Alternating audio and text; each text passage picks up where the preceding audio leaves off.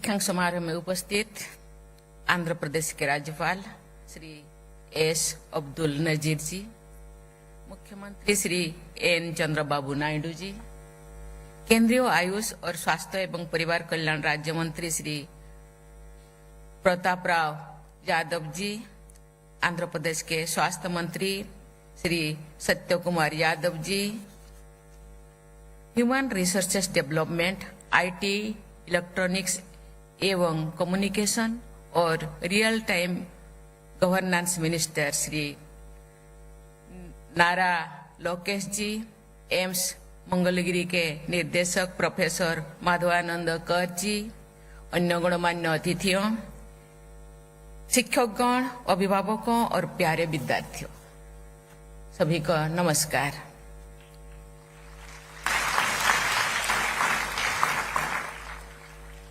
मंगलगिरी के इस पवित्र स्थल पर मैं पानकाल स्वामी को सादर नमन करती हूँ।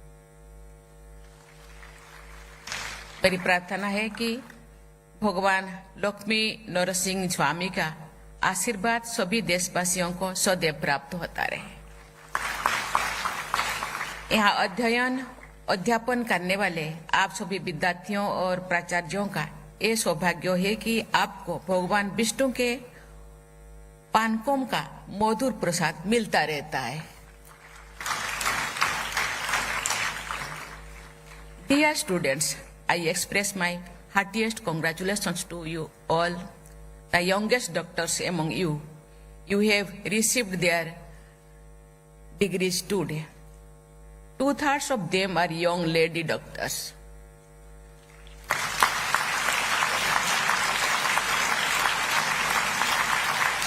My special congratulations to these doctors who have done us proud.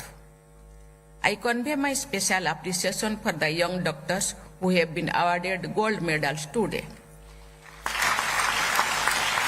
Among the medal winners too, our daughters have accounted for the large share of the glory. The rising participation of women in the medical profession and their significant contributions demonstrate that we are becoming a truly developed society. This also highlighted the fact that, given opportunity, our daughters excel in every field. I commend members of the faculty for their role in teaching and mentoring the young doctors. I also praise all the guardians of the young lady doctors deserve special appreciation.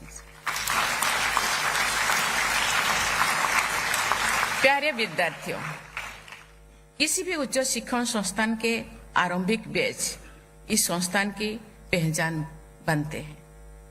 First batch के आप सब MBBS graduates medical fraternity में समाज में देश विदेश के AIIMS Nilgiri के फर्स्ट बैच एम्बेसडर है।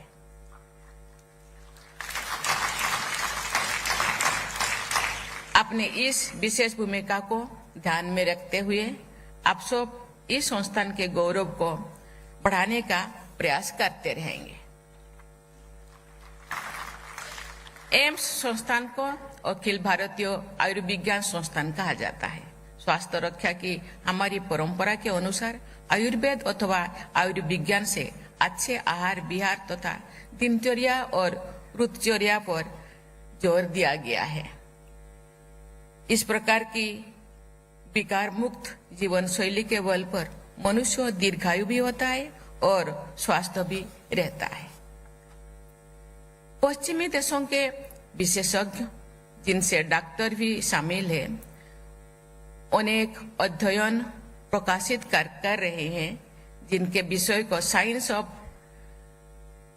लॉन्जेविटी कहा जाता है। ये साइंस ऑफ लॉन्जेविटी आयुर्विज्ञान का आधुनिक रूप है। हमारे परंपरा में आयु और आरोग्य अर्थात दीर्घायु होने और रोगमुक्त एवं स्वस्थ रहने की प्रार्थना की जाती है। आयु और आरोग्य एक दूसरे के जुड़े हैं और एक दूसरे के पूरक है। ये होलिस्टिक हेल्थ यानी संपूर्ण स्वास्थ्य पर ध्यान देने के ये पद्धति है। आपके इस संस्थान का ध्येय वाक्य है होलिस्टिक हेल्थ केयर तथा हेल्थ केयर फॉर ऑल के आदर्श से प्रेरित है। सकल स्वास्थ्य सर्वदा, ये मोटो आपके संस्थान का उच्च आदर्श है। Relentless promotion of holistic health and ensuring health for all should be the guiding principle of every medical professionals of this institute. Holistic health के प्रसंग में योगासन तथा प्राणायाम की पद्धति को आधुनिक दृष्टिकोण से भी स्वीकार किया गया है। इस संस्थान के सभी चिकित्सकों तथा विशेषज्ञों से मैं अनुरोध करती हूँ कि हमारे प्राचीन चिकित्सा परंपराओं से उपलब्ध ज्ञान के आधुनिक विज्ञान की मान्यताओं के अनुसार परीक्षण करें तथा तर्कसंगत परंपराओं को आगे बढ़ाएं।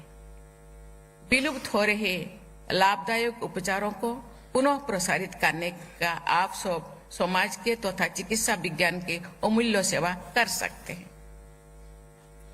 समय और परिस्थिति के अनुसार आयुर्विज्ञान के सामने नई नई चुनौतियां आती रहती है। ऐसा चुनौतियां का सामना करने के लिए नए समाधानों की आवश्यकता होती है।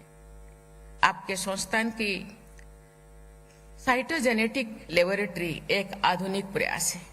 मैं आशा करती हूं कि इस प्रयोगशाला का उपयोग करके एम्स मंगलगिरी में नई अनुसंधान और उपचार विकसित किए जाएंगे।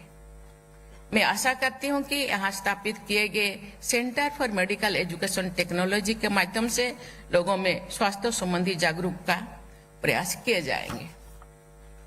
प्यारे विद्यार्थियों, सभी देशवासियों की, विशेषकर ऐसे लोगों की देखभाल के लिए जिनके लिए चिकित्सा सेवाओं को प्राप्त करना कठिन होता है, सरकार ने आयुष्मान भारत योजना सहित अनेक सहायक अभियान चलाए हैं तथा उनके लिए उपचार सुलभ कराए हैं। आयुष्मान भारत योजना का विस्तार करते हुए सरकार ने ये निर्णय लिया है कि 70 वर्षों और उससे अधिक आयु के सभी वरिष्ठ नागरिकों को उनकी आय पर ध्यान दिया जाए और स्वास्थ्य कवरेज प्राप्त होगा।